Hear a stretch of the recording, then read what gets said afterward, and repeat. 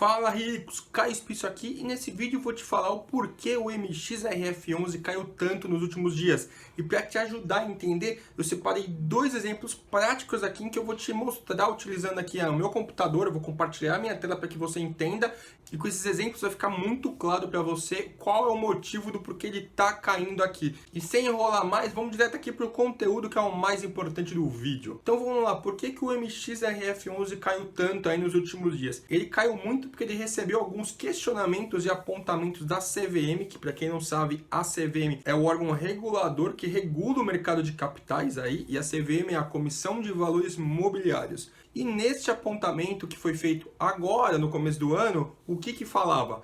Falava que o fundo MXRF11 não poderia ter distribuído os dividendos do ano passado, que ele distribuiu de fato, porque ele não teve lucro. E eu vou te explicar isso com dois exemplos práticos aqui na minha tela, tá? Eu já vou compartilhar minha tela aqui contigo. E por que a CVM falou isso? A CVM falou isso porque os fundos, no geral, têm que mandar relatórios mensais e anuais para a CVM, mostrando seu balanço, sua variação de patrimônio. E nesses relatórios, a CVM reparou que de um ano para o outro, ou seja, de 2020 para o final de 2021, né, que foi agora que acabou de fechar, em dezembro, ela reparou que o patrimônio do MXRF deu uma diminuída. E se o patrimônio deu uma diminuída, como que ele pagou proventos? Ou seja, os dividendos, uma vez que os dividendos são pagos sobre o lucro.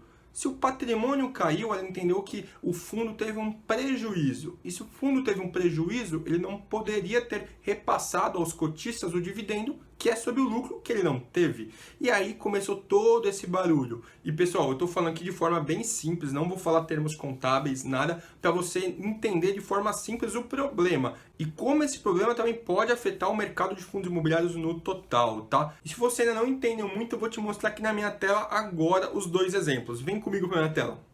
Eu estou com dois exemplos aqui e o primeiro exemplo vai ser um exemplo de fato do fundo imobiliário e depois eu vou falar um exemplo um pouco mais fácil aí para quem não conseguir entender desse jeito mais complexo. Então imagina aqui que o fundo imobiliário, ele tinha em 2020, ele fechou com um patrimônio no total e aqui é um exemplo, tá pessoal? Então isso serve para fundo de papel, fundo de tijolo, fundo híbrido que tem um pouco de tudo e neste meu exemplo aqui eu estou pegando um fundo qualquer, que tem tanto imóvel quanto também os CRIs, que são produtos de investimento que muitos fundos de papéis investem. Mas imagina aí que o fundo, ele tinha no final de 2020, um patrimônio aqui, deixa eu colocar em número aqui primeiro, ele tinha um patrimônio aqui, imagina, de 1 bilhão. Aqui deu 1 milhão, vou colocar mais 3. Aí, ó, ele tinha 100 milhões, não, vou colocar mais um zero aí. 1 bilhão, isso aí. Aí eu vou tirar os zeros aqui para ficar mais fácil. Opa. Aí. Deixa eu só colocar tudo certo aí. Imagina aí, ó, que ele tinha um patrimônio aí de 1 bilhão de imóveis. E ele também tinha de CRIs aí, mais ou menos. Vai, tinha esse valor aqui, ó. 4 milhões, vou botar aqui 40 milhões de CRI. É para fins de exemplo aqui. E aí eu vou fazer a soma. Ele tinha um total de patrimônio, então, 1 bilhão e 40 bilhões de reais. Aí imagina que no final de 2021, eles apuraram e por conta de uma série de fatores, os CRIs acabaram subindo, ou seja, os 40 milhões que tinha no ano viraram agora 45. Então ele ganhou no CRIs, mas os imóveis ele perdeu, porque teve obras da prefeitura, por exemplo, obras municipais, criaram pontes perto dos imóveis dele, o que fez a avaliação do imóvel ficar menor. E aí o que eu quero chegar com isso? Vamos dizer que os imóveis de 1 milhão caiu aqui para na casa de, sei lá, 9 bilhões. Errei aqui, ó. 900 milhões aí, ó. 900 milhões. Isso dá um total, ó, de 945. Então, ele diminuiu, ele teve uma diminuição do patrimônio de cerca de 95 milhões de reais a menos. Ou seja, olhando o patrimônio, ele teve um prejuízo. Só que esses CRIs e os imóveis estavam dando um rendimento mensal que ele distribuía para o cotista de algo em torno aí, vamos falar, vai, 40 milhões ao ano. Vou colocar os zerinhos aí. 40 milhões ao ano. Ou seja, ele recebeu esses 40 milhões e distribuiu para os cotistas. Ou seja, esses 40 milhões ele recebeu dos imóveis. Se você olhar, o CRIs, ele tinha esse CRIs e continuou tendo eles depois. O CRIs só se valorizou, mas ele não vendeu. E nos imóveis, a mesma coisa. Ele tinha lá 15 imóveis valendo R$1 bilhão e ele continua tendo os 15 imóveis, só que esses 15 imóveis agora valem 900 milhões, mas ele não vendeu nenhum, então ele não realizou o prejuízo. Ou seja, ele também tem a chance que no próximo ano esses 900 milhões suba para 1 milhão e 100. E se ele não vender, ele também não realizou o lucro. Então, para fins de patrimônio, realmente caiu, mas ele não teve prejuízo porque ele não vendeu imóveis. Só que na parte contábil deles, eles não estavam demonstrando isso para a CVM e a CVM também não tinha entendido isso, vamos dizer. Ou seja, ele tinha um prejuízo de 95 milhões e distribuiu 40 milhões para os cotistas. E na visão da CVM ele não podia fazer. E aí a CVM apontou que se você distribuiu 40 milhões e você tinha 95 de prejuízo, agora nos próximos meses você vai ter que deixar de distribuir dividendos. Para quê? Para você amortizar essa diferença até que ela se iguale. E aí quando ficar 0 a 0, ou seja, seu prejuízo deixar de existir contabilmente, você pode voltar a distribuir aos cotistas. E aí os fundos fez os cálculos de prazo em que isso duraria mais ou menos uns 4, 5 meses sem pagar dividendos aos cotistas.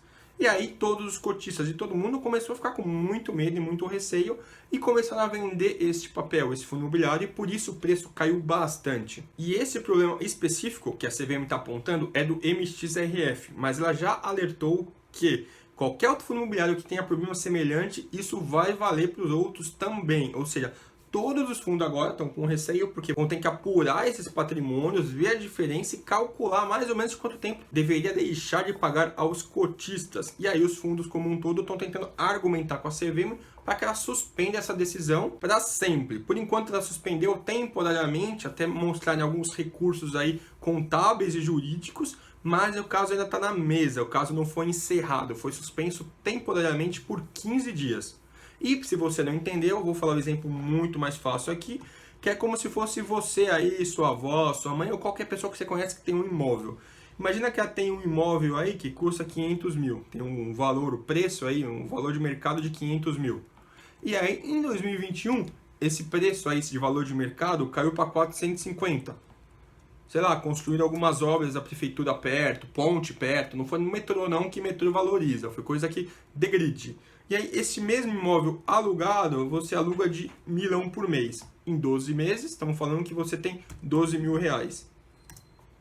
Então, se você olhar, você perdeu de imóvel 50 mil, que é a diferença, né? Menina, você tem 50 mil de prejuízo contábil de patrimônio, só que você ganhou 12. Então, isso quer dizer que você ainda tem uma diferença contábil de R$38 mil negativo. E é esses R$38 mil negativo em que a CVM queria que você ajeitasse no jeito para só depois que ele zerar, você pagar para os cotistas de novo o fundo imobiliário.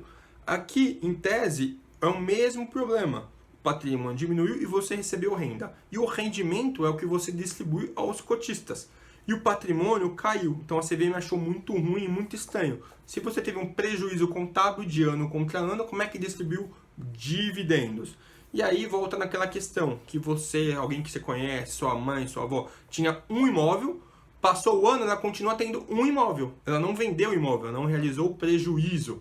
Então, se você olhar, ela pagou no imóvel um valor e hoje ela tem o mesmo valor, porque ela tem o mesmo imóvel. Do mesmo jeito que o patrimônio caiu, ele podia subir.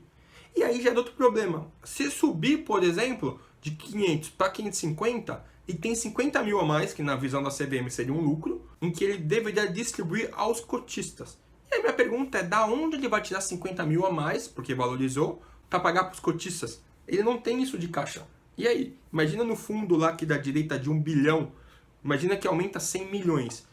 Como é que ele vai distribuir a mais 100 milhões, sendo que ele não vendeu nenhum imóvel? Ele só foi avaliado em um valor maior, mas ele não vendeu para ter entrado dinheiro para poder distribuir aos cotistas. E aí, por esse motivo, esse caso aí está gerando um barulho aí no mercado de fundos imobiliários e no mercado de capitais como um todo.